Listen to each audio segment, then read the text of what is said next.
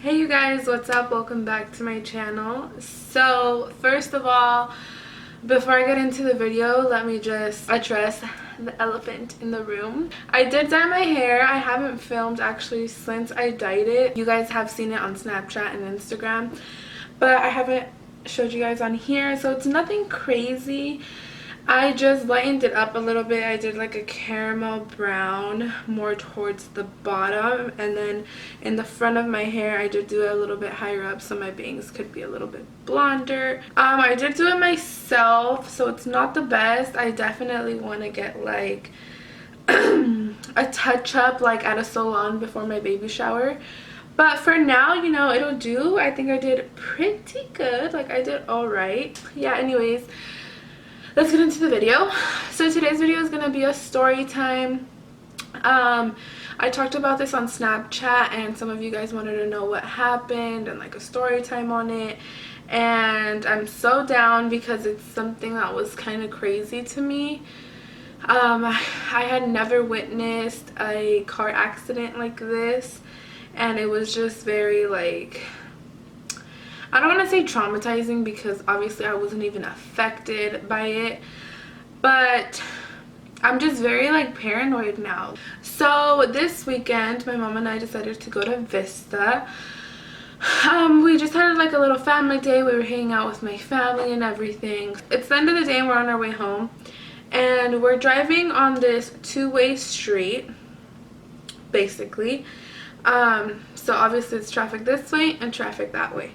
So we get to a stoplight and we're coming this way, and there's a car in front of us, and then the car in front of that car we see is like swerving. So literally like 2 seconds before the accident happened is when, okay, not 2 seconds, like 10 seconds is when we noticed that this car was like kind of weird. So as we're about to cross the intersection, there's cars here stopped at the light and we're going this way, and this car is like going towards the car that stopped, and very last minute it swerves and like keeps going this way, and then once it passes that car it swerves a little to the right.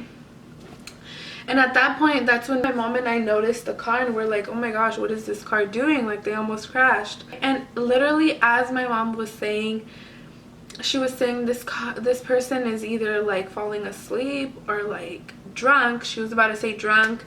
We see this car crash into, it's like a brick wall. It's a brick wall and then like a fence on top, and behind this wall is like 2 little houses.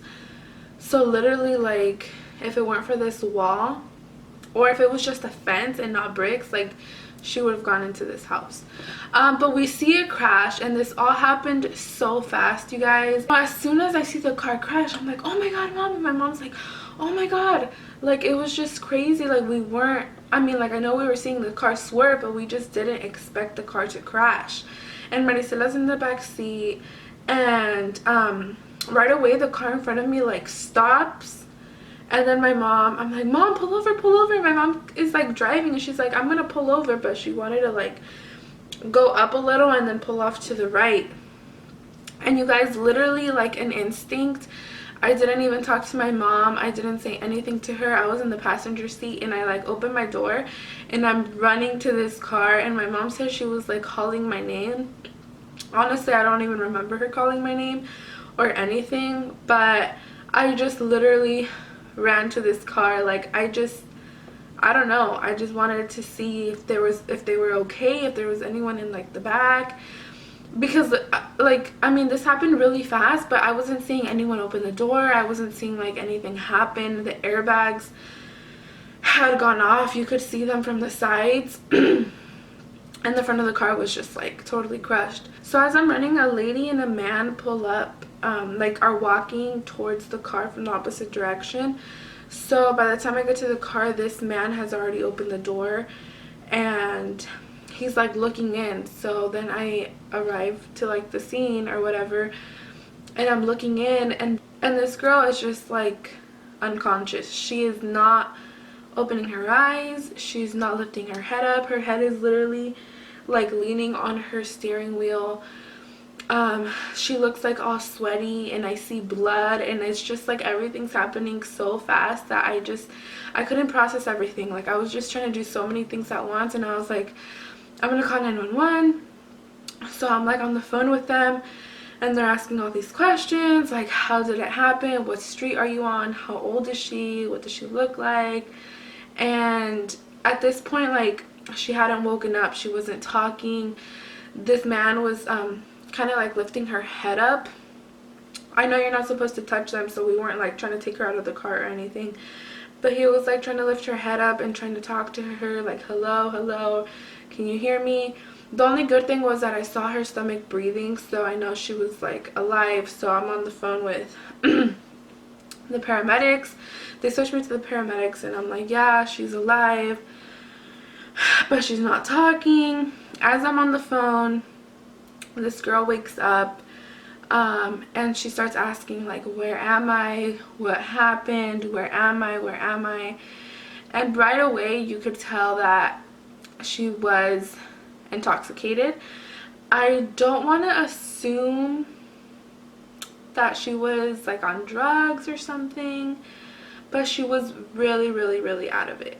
I don't know if she was just drunk, or I don't know if she was on drugs, or both, or what, but she just, you could tell she was just like totally out of it.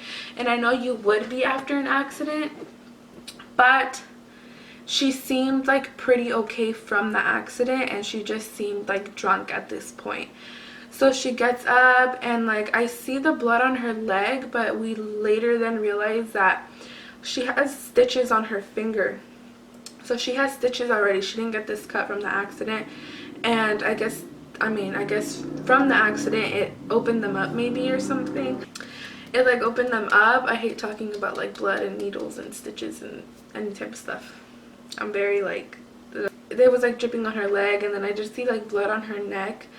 So maybe she got like a cut there, but for the most part she was okay. She was getting up from her seat at this point. I had hung up with the paramedics. They were like, all right, we'll be there soon, just like try to keep her calm, blah blah blah. And at this point this girl is like trying to get up and leave now, and she's just talking about so many things. And in the video you can hear me, I got a couple of videos, you can hear me saying it's okay, it's okay, it's okay, because I did not know what else to say. She was trying to get up and walk away, and we were literally right by traffic. Like there was cars going back and forth. This girl's out of it, this girl's drunk. Like we can't just let her walk away. She just got into an accident, you know, and she just doesn't know what she's doing.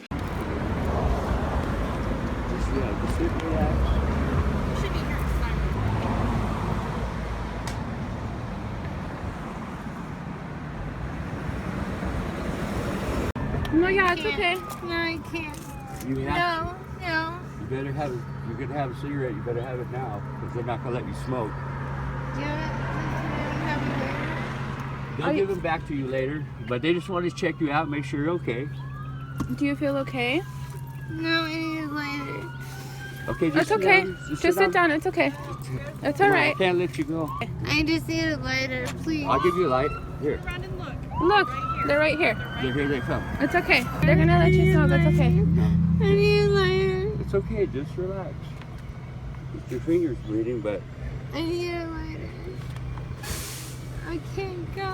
it's I okay. can't Why? go. Were you drinking? I can't go. Well, Look, they're here. They're gonna check you out, okay?